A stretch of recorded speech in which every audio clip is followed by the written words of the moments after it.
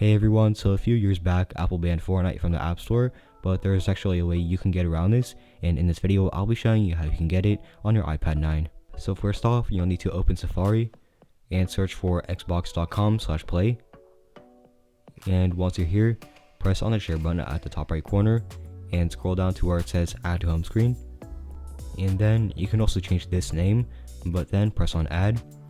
And once you've done that, go to the home screen and you'll see a new app called Cloud Gaming, so go ahead and open it. And by the way, this does not require an Xbox. And then once you're here, press on your profile at the top right corner and press on sign in.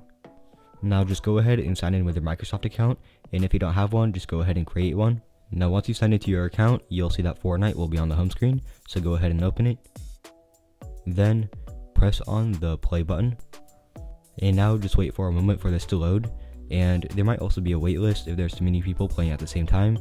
But once Fortnite has loaded on your iPad, you'll see that it is touchscreen, so you could either use a touchscreen that they already built in, or you can connect an Xbox controller to your device. And if you don't know how to do that, just watch the video that's linked in the comment section. Now that is it for this tutorial. If you found this helpful, be sure to like, subscribe, and I'll see you in the next video.